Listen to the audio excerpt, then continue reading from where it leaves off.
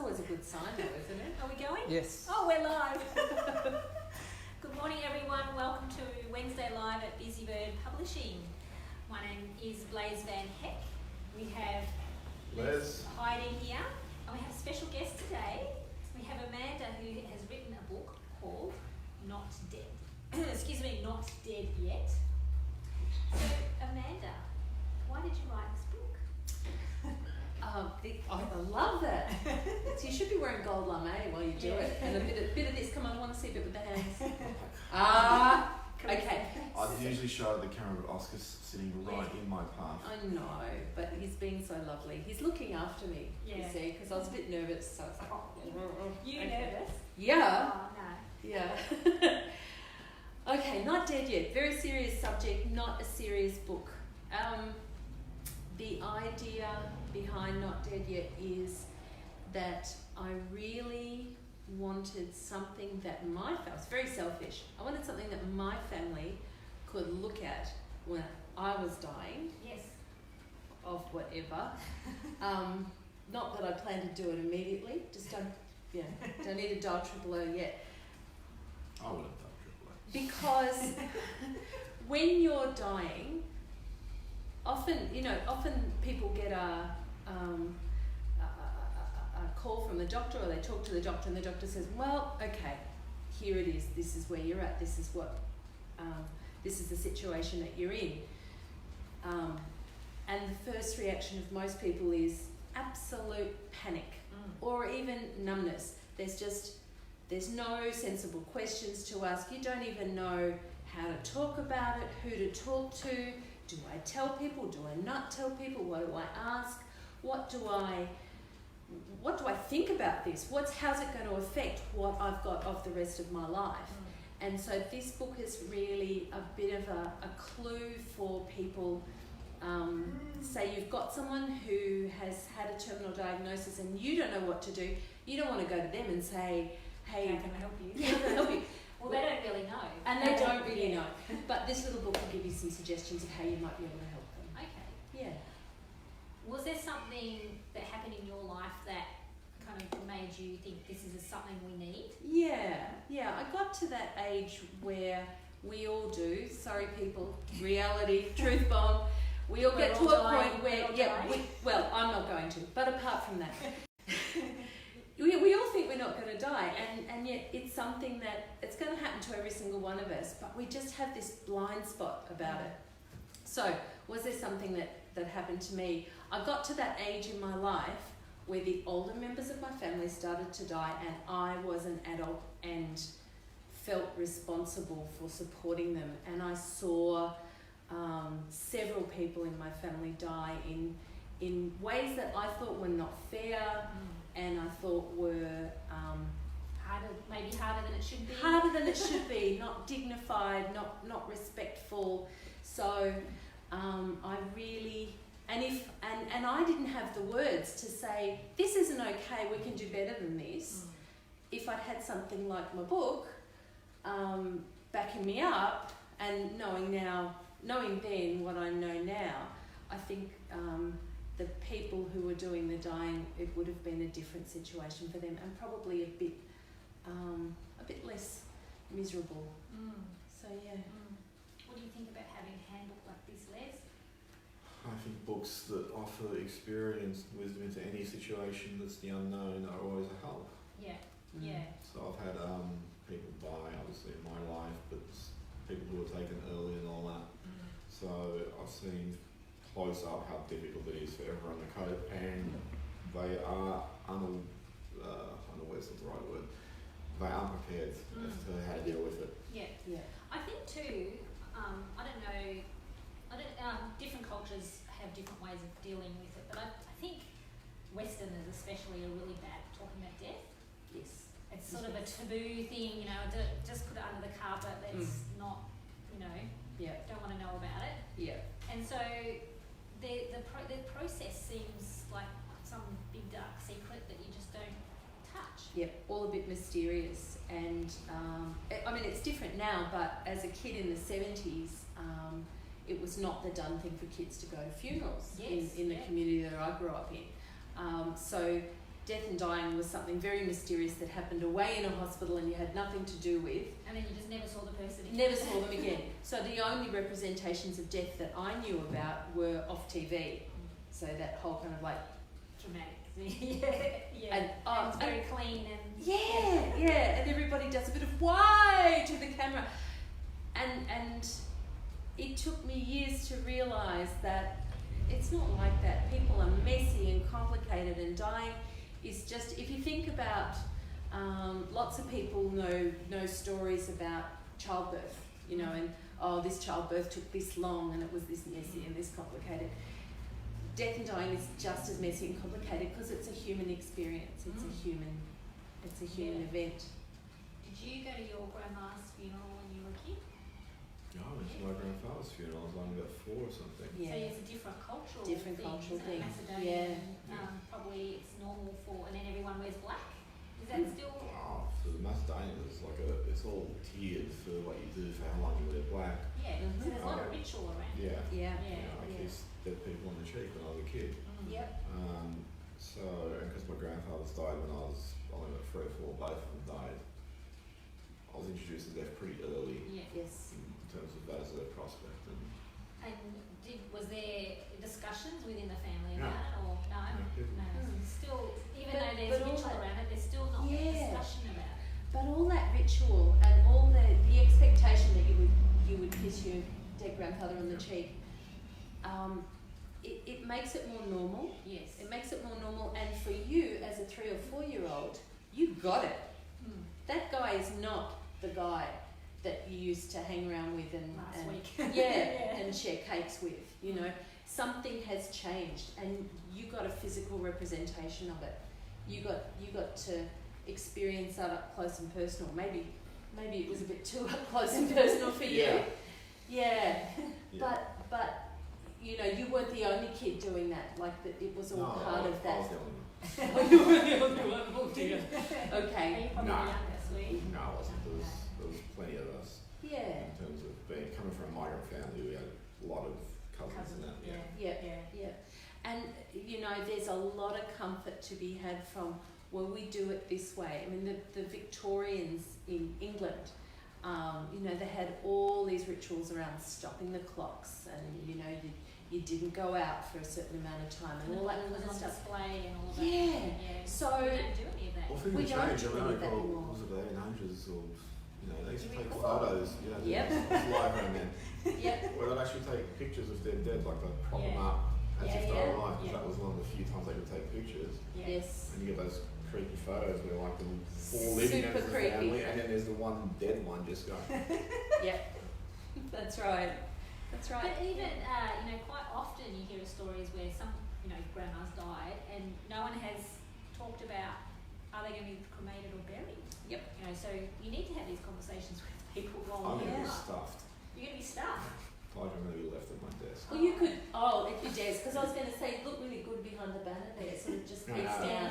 At the desk with a thumbs up, so when people come in, I'm the first thing they see. Oh, nice. Yeah. I like it. That's good. And then you can just hang your jacket on my thumb. So are you going to go like to a traditional taxidermist, or are you going to... I'm not going Do anywhere, it. someone else is going to have to do it. Oh, okay, right. Okay, well, can I recommend that you get that all written down and make sure that the person that is most likely to have to carry it out knows where a copy of that bit written down is. Ladies, you can do it. It's all filmed out. It's there forever. And the other thing that a lot of people don't realise is, you know, we have so much of our lives are online now.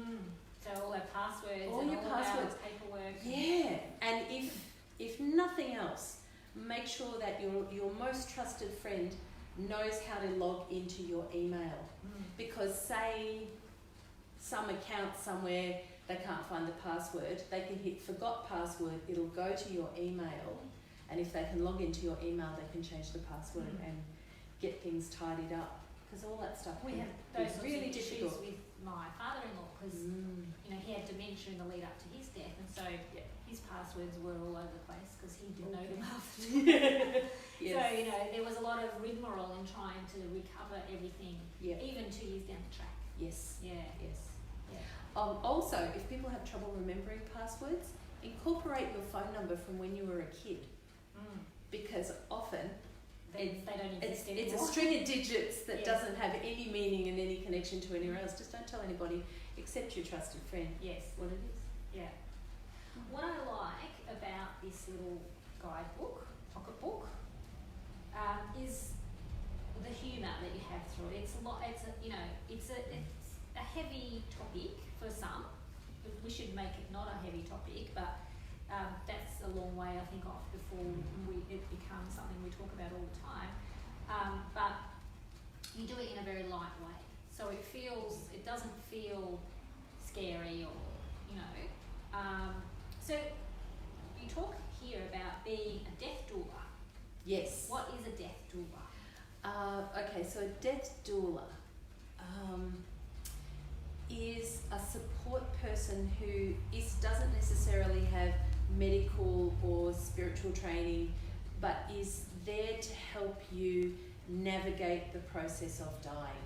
So particularly we've noticed for younger people who are dying, and you know, if you're of an advanced age, I won't give a number. Yes. Dying might not come as such a surprise, but if you're younger, there's a lot to navigate and there's a lot to talk about. And even people are saying things like, oh, I want to have a wake before I die. I actually want to have that party. I want to have that last big bash before I die. I want to know what my options are. I want to know what my choices are. And a death doula is someone who can come and help you navigate those choices. And the other thing that death doulas do really well is support a family when someone is dying at home. So they might come and sit with the person who is dying while the rest of the family goes and eats a meal together. Yeah. Or when the primary carer goes off to pick up the kids from school. And is the tradition of a doula an old tradition that's sort of coming back, or is it sort of a new thing? Well, or a new... Yeah, thing, I guess it's a new incarnation of a very, very old tradition. Yeah. I mean, traditionally when someone was dying, the doctor would pronounce, oh yes, you are dying, and then the family would just get on with it. Yeah. And the family would do the bathing and the caring, because hospitals as we think of them today didn't exist. So, this is kind of a movement back to something that used to be the case before medicine got westernised and before we started to think of dying as a medical thing. Yeah, rather than just a natural life just a thing. event. Yeah. All right, what else have we got in here? And then you actually cover lots of areas, like different ages, like death of a baby, death of children, different ages, because I imagine if you have a child that's dying, that would just be devastating to deal with. Yes. And not something that you would expect. No one likes the idea of outliving their children. Absolutely. Not even at an advanced age. Yeah. Yes. So what sort of, I guess, tips, if you for want of a better word, or what sort of advice could you give people who are going through something like that, or even support people? Yeah. There are... Well, first of all, it's a terrible, terrible situation. And if you're supporting a family that knows that their child is dying, it's just so important to realise that they're already grieving and probably in shock. And they're not likely to be able to ask for things. So there's no point really in saying, let me know what I can do. But there is a point in saying, I'm free Thursday morning, can I come put a few loads of washing on for you? Practical things. Practical things, your dog, I notice on the fridge you've got a note that says the dog needs its shots on Thursday, can I take it to the vet for you? Or that kind of stuff. Walking the dog, all of those things, because, all that nitty-gritty of life doesn't stop even when you're doing all of the dying stuff. And it is all consuming. It just takes over your life for that time. I think one of the biggest things that that I haven't personally experienced, but I know people who have been through like a full-on illness, that because a lot of people don't know how to deal with it, they disappear. Yeah. And is that similar when people are dying? Yeah, it is. It really is. And you, and you know, I have a lot of compassion for those people because I tend to be a bit of a disappearer as well. And I think it's because you don't want to intrude. Yeah. You know, you think, okay, they're already overwhelmed, I'll just back off. But actually, often that's the point when people really need you to lean in. And it might be as simple don't know as... how to ask for help, No, and it might be as simple as saying, hey, who have you had a coffee with today? Can I bring over a couple of takeaways? Giving them the chance to think about something other than, I'm really sick here. Yeah. What's next for what is your hope for this book? Look, I'd love to see it. It's literally hot off. You know, it came out just before Christmas, so really it's just that's right. Sort of starting the promotion of it. Not really a top Christmas present. So we're gonna. But that's something, you know, you don't need to be dying to read the book. No, you don't need to have people dying. It's just something, because it's going to happen. It's an inevitability of life. You're going to have someone. People are going to die eventually. Yeah. So it's just something to prepare Well, for. except for me. Yeah. But it is something to prepare for, regardless of what the state of your family and friends are. True. Because it is something you will face eventually. Yeah. Most people. I was speaking to a nurse who was one of my Possible campaign supporters, and she was saying that she'd just finished reading it. She said, I want it in every waiting room. I feel like the way it's so reassuring, and it points out, you know, what's a good idea, what's not a good idea, how to support people. Not in a non-kind of medical referencey type of way. Yeah, definitely not a So medical what's book. not a good idea? Don't send get well cards to people with stage 4 cancer. Okay. What else? Don't go around for a game of don't go around for. You could Twister is a spectator sport, fine. What if a person has leprosy and you're playing Twister and their arm just comes off? That would be unfortunate, wouldn't it? That would be unfortunate. Yeah. Perhaps have gaffer tape on hand. What else is not a good idea? Well, what's a good idea? What is a good idea? Remember what you like to do with that person and do that thing. Yeah. Find out what they love to do, what lights their life up, and do that thing. Live what's left of your life. And if that means, you know, travelling while they're still well enough to, get on and travel. Yeah.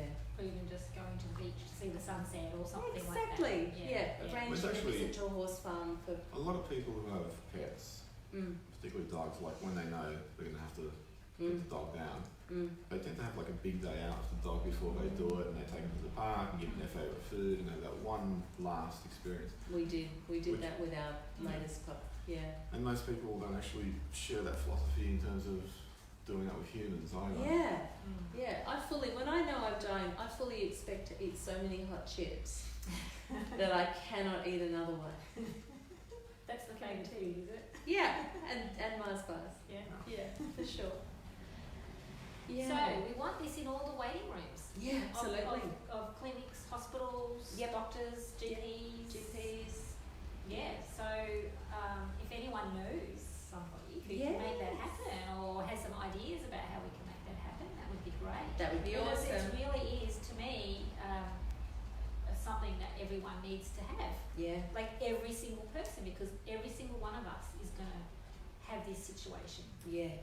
There's going to be someone in our family or someone we know who is has an illness of some kind. You know, sometimes people die suddenly and you don't have those things, but not always. Not always. Yeah. If we're lucky, we get a chance to do it right. Yeah.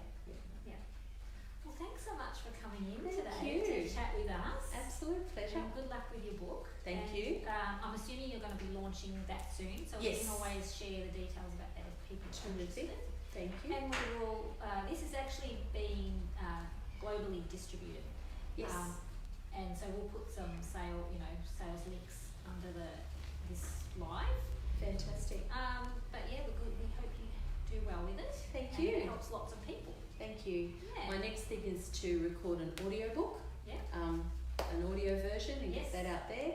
And it is on ebook as well. And it's an ebook. Yes. Yep, you can already get it on Kobo, and I think Kindle Yes. is there as well. Yeah. Yep.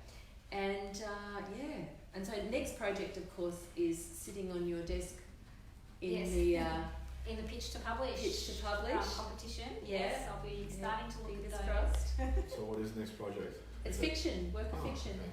Yep, just the difference. Yeah. I'm writing a book about coming back from the dead. Are you? Yeah. Awesome. Well, if you need a copy just for reference. Okay, so what else is happening at Busybird, Les? Got open mic like next Wednesday we have open mic night at 7 o'clock. Yep. Always a good night. Yep. Jamie will be singing there. Well, Actually, there is a book launch here this coming Sunday of my book, Oh, which is look at about that, just mention walking. that. Which is about walking the Camino. I don't even have a copy to show people because I sold them all. Oh, well done. So 4 p.m. here on Sunday, we are having pilgrim cake and tea and coffee. What's pilgrim cake? It's basically an almond cake Why'd you say an almond cake? because it's pilgrim cake. It's the thematic. So you walk the almond trail. Yeah. They're just all almonds all over the place. You just follow them I all just across followed Spain. it for 800 kilometres. So, how many kilometres were you walking in a day? Because to do About the Camino, but 20 k's a day. Sometimes Gosh. 28, but sometimes 17. So on average about 20 a day. Yeah. Wow. Yeah. And what else? We have life writing, not this Saturday, no, 29th. We have life writing here, and we have book camp on the 22nd. That is getting booked up, so if you're wanting to come, you should book in very soon, because I don't have any spots left. 22nd of Feb. 22nd of Feb. Yes. So thank you all for jumping on. If you have been watching live, or you might be watching it later. Were you going to say something? Watching it live. Watching it live. Live. Live. Not. Okay. We'll see you later. See ya. Bye. Bye.